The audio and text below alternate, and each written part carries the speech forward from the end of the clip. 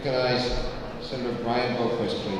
Thank you, Mr. President. SB 281 comes out of the Committee of Judiciary on a 3-2 vote. The definition includes, we'll be adding the definition of debilitating medical condition of post-traumatic stress disorder for the purpose of Oregon's Medical Marijuana Act. Includes within the definition the debilitating medical condition for the side effects related to the treatment of cancer, glaucoma. These are existing ones, Alzheimer's disease, so on and so forth like that. This did come out as a 3-2 vote. There were 3 amendments that were proposed in committee. I think all 3 of those amendments are continuing to have discussion. We'll have discussion in the House. One was an implementation issue from the state police. The other one was how to address the Second Amendment issue. If you're not aware, under the federal law, if you are diagnosed with PTSD and receive a benefit, a cash benefit from that, then you're automatically put into the mental health category in regards to the Second Amendment. With that, Mr. President, it's a good bill, should pass. I'm sure there are questions. Thank you. Recognize, now we're under discussion. Recognize Senator Jeff Cruz, please. Thank you, Mr. President. I voted against this bill for some of the reasons the carrier mentioned, but the main reason I voted against this bill is we continue to talk about marijuana as a medicine, and we continue to treat it as something different. In the state of, on the national level, marijuana is still a Schedule I narcotic. Whether that's right or wrong, it's reality. In the state of Oregon, it is a Schedule II narcotic. And wouldn't it be reasonable if we treated it in the same manner we treat other Schedule II drugs? And a Schedule II drug, you really can't, with rare exceptions, get a prescription that's longer than 30 days, in some cases 60. And especially when we're dealing with PTSD, which is a mental issue, to just give somebody a prescription for a drug and nothing else really isn't good health care. We know that. It takes counseling, it takes lots of other things. And so my amendment basically would have required a check back in every 60 days with the doctor, and if the doctor at that point thought that it was still a valuable medicine, then he could reauthorize the prescription. That was the amendment. Now, you also need to know that PTSD in this bill is not restricted just to service people. It could be anybody who could claim that they have had a traumatic experience. PTSD is very real, but around the edges, I think it could be something people can play with. And I will point out that in the current medical marijuana program, you can get a marijuana card for pain. Okay, number one, I still argue whether marijuana is an appropriate analgesic for pain, but the fact is that you can claim, if you go to the right provider, that your knee hurts and get a medical marijuana card. And Mr. President, we've had this program in the state for a long time. We continue to talk about marijuana as medicine, and I continue to advocate for, if indeed it is medicine, let's start treating it like medicine and not something entirely different. And that is the reason I voted against this bill. Recognize Senator take the vote, please. Thank you, Mr. President. Colleagues, this bill just goes to show what can happen in this joint when things really get rolling. I sat in on the testimony and the healthcare committee on this issue. And there was compelling testimony from mostly veterans, but others, about how this provided some relief. I am not a supporter of legalization of marijuana. In fact, I do believe, like my colleague from Southwestern Oregon, that there does need to be some sideboards and limitations that are reasonable that be put on this. But as my good colleague suggested, there are a significant list of things that you can get medical marijuana for, And I don't think adding this to the list is going to harm anything or anybody. But we did hear testimony from people that said this was the only relief that they could get from the trauma that they received and the diagnosis that they received from PTSD. So, colleagues, while I do not support legalization of marijuana and have been somewhat critical of this program in the past, I am going to vote for this bill for those reasons, and I would encourage you to consider the same. Thank you. Recognize Senator Fred G. Rod. Thank you, Mr. President. To the bill. Colleagues, this is a perfect example of what a slippery slope does. When we first approved the medical marijuana, which is, I think, owned by initiative, they were talking about it really only affecting a small number of people. Now, in my district alone, we had one physician that offered 6,000 scripts at $200 a pop. And it was for everything from pain to who knows what. So this is now something that's totally out of control. And I wouldn't be so opposed to it if my hospitals were coming to me and asking for some containment on this, because they are legal scripts. Now you can have doctors, dentists, nurses that are under marijuana performing surgeries or other critical operations. You can have a crane elevator that's taking medical marijuana. I'm sorry, marijuana is not a useful drug. It just truly isn't. It's a known carcinogen. We have a whole aisle that hates cigarettes. This is worse. This stuff is absolutely bad for you. So why we keep adding and picking away and giving more reasons to write these scripts, I can't go down there. I just can't. There's better medicines and there's better treatments than enhancing this program, which has become a total failure in this state. Recognize Senator Anderson, please. Thank you, Mr. President. Colleagues, I am against legalization of marijuana. There's no question about that. But I'm looking at it from the patient's point of view. And when you have someone that has flashbacks, or nightmares, and cannot sleep, and marijuana, we have something that will take care of that and allow them to not have flashbacks, to be able to sleep, and to not have nightmares, that person should be allowed to have it. And marijuana has been shown to do this.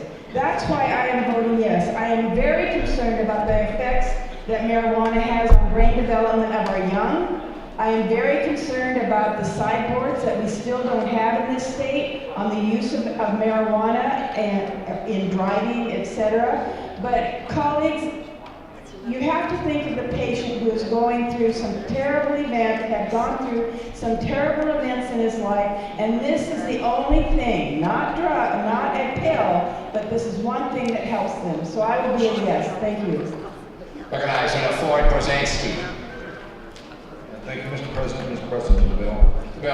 Mr. President, this bill was referred to the Judiciary Committee and put out as noted as a 3-2 vote. I will tell you the compelling issues and statements I heard from veterans who actually come back having real difficulty being able to function and using other type of pharmaceuticals that actually took them out of being able to function. That they have found a means to actually be able to provide for themselves, provide for their families, and actually be able to maintain a life. I think this is something that we should be willing to move forward and protect those individuals who have in fact suffered and still continue to suffer in the family relief. The individuals that do in fact have PTSD are looking for us to give them an opportunity to deal with their issues and deal with it in a way that they can actually function in society. Thank you, Mr. President. Recognize Senator Olson. Thank you, Mr. President. Colleagues, back, I mentioned the USO, I mentioned Korea. Back in those days, I was a narcotics investigator. There's a lot of marijuana out there. It's been around for a long time. My concern with this bill is the fact that if we allow those folks to continue with their life, to try to expand their life and support their families. What do we say to the employers as these people come in stoned? We tell the employers that it's imperative upon you to make certain that your workers are not inhibited by drugs. But we turn around and we allow them to smoke these drugs and use these drugs and then go to work. We allow them to drive stoned. I don't know that this is the best thing we can do for these folks. I understand the responsibility that we have to help them with their PTSD. But, you know, you could sit down with a bottle of Jack Daniels and listen to Charlie Daniels and probably get the same effect. I don't think that this bill is going to be beneficial to these folks, and I don't think it will be beneficial to those people that must employ them. Thank you, Mr. President. I'll recognize Senator Doug Whitsitt, please. Thank you, Mr. President. Very briefly, the active ingredient that we're looking for in marijuana is the THC, of course, and with the new genetically modified plants, that level is quite variable. Some of the more natural plants will have a THC concentration of around 1%. They've had actually found genetically modified plants in Oregon that were approaching 30% THC. It's a 3,000% change variable dosage. I know of no drug anywhere that is ever prescribed with that kind of variation. So not only is it inappropriate, but it's dangerous. And for that reason, I'm voting no. Thank you. Recognize Senator Elizabeth Steiner Hayward. Thank you, Mr. President. I want to comment on a couple of things I've heard today from some of our colleagues. The first is the issue of whether people who use marijuana from a medical perspective are impaired in other aspects of their life. I would point out to you that there are many people who are responsibly using other controlled substances, opiates, to control chronic pain, who perform their functions, their regular work functions appropriately because they're using their medications appropriately. Because when people have pain that's being managed by opiates, those receptors, those pain receptors, if you will, soak up the medication, and it doesn't affect their cognition, their ability to function. And we have people in this building around the state who are functioning well while using narcotics on a daily basis. I believe the same to be true about marijuana, and I do not believe that people who are using it appropriately for medical purposes will show up to work stoned or otherwise impaired.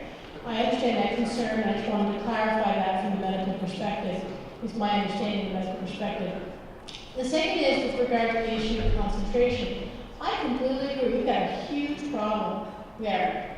I personally would be very clear, I've been clear, we should legalize it, and that would allow us to regulate it. It should be a federal Schedule II drug so that we know exactly what we're giving to people. We should be prescribing it. But there are a lot of things in medicine that we do now that are not evidence-based. So whether we actually have really hard evidence about PTSD, I don't know. We don't have great evidence about some other things that we do, either allopathic or other forms of medicine now, but we know they help some people. I appreciate the concerns that you've raised, but I'll be a yes vote as a physician wanting to offer those services to my patients. Further discussion of the measure which is now before us. Senator Hogan, you wish to close. I do, thank you, Mr. President. I've heard a lot of debate on the floor today about a lot of things that have nothing to do with this bill. Employers have the right, if people are impaired, to have them out at their workplace. People driving impaired will be arrested. This bill doesn't change any of those things. We have written bills and been very specific about how we interact with people using any drug. The drugs that our previous speaker talked about will impair people if used inappropriately, and they can be arrested for driving, and they can be told they can't work. This bill says that people who can legally prescribe in Oregon a drug, who believe it can work and help a person with PTSD, whether that's a military person or an abused person who is having difficulties getting their life under control, can be prescribed with the physician's care and hopefully resume their life. If you actually listen to the testimony on the day of the hearing, with the number of people who came forward and said, yes, I have been under the care of a physician in the military and they have prescribed me some very, very heavy drugs to deal with my issues. Obviously, they recognized the person had the problem. And while on those drugs, I was not worth it. My life was not worth living. It was very frustrating. I could not do the things that I needed to do when I was on the drugs. And even though I will lose benefits because the federal government has a different law, when I have used marijuana, it has allowed me to live a productive and normal life. We don't have a lot of research because, as was stated before, the federal government has rules that don't really allow all of that to happen. And therefore, we don't have it as a scheduled drug because we don't have the research and the way it should be handled as any other drug is, which really has frustrated me for a long time.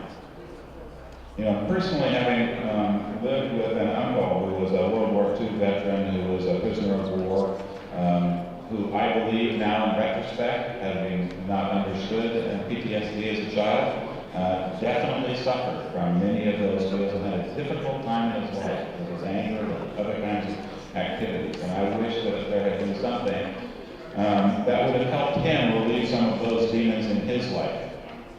We didn't have that. We didn't have this conversation. So I'm asking you here to consider those people who have made a decision on their own, to find solutions for their lives, who have physicians who believe it is the right solution for them, to be given the opportunity to do that and to add it to the list of drugs that we're already allowing physicians, the list of conditions that we're already allowing physicians to prescribe for. I urge your support. The question now arises upon the third reading and the final passage of Senate Bill 281. Those of the opinion the bill shall pass will say aye. Those opposed, no. Would the clerk please call the roll? Thompson? Whitson? Winters? Fairchiver? Yes. Bates? Aye. Byer? Aye. Boquist? Aye. Burdick? Close? Devlin? Aye. Dingfelder? Edwards? Yes. Ferrioli? George? Aye. Gerard? Hansel? No. Pass? Johnson? No. Knope? Aye. Cruz? No. Mons Anderson? Aye. Monroe? No. Olson? No. Brzezinski? Aye. Roeblen? Aye. Rosenbaum? Aye. Shields? Aye. Starr? No. Steiner Hayward? President Cordy? Yes. Voting no. Close. Gerard, Hansel, Hass, Johnson, Cruz, Monroe, Olson, Starr, Thompson, Whitsitt. 19 aye votes. The Senate Bill 281 has received a constitutional majority as declared passed. Clerk will read the bill. Senate Bill 396 relating to execution of property and declaring an emergency. Recognize Senator Chip Shields. Thank you, Mr. President. Colleagues, Senate Bill 396. You want to say anything before I turn it off, Glenn? Yes, good night. Good night. God bless you all, every single one of you.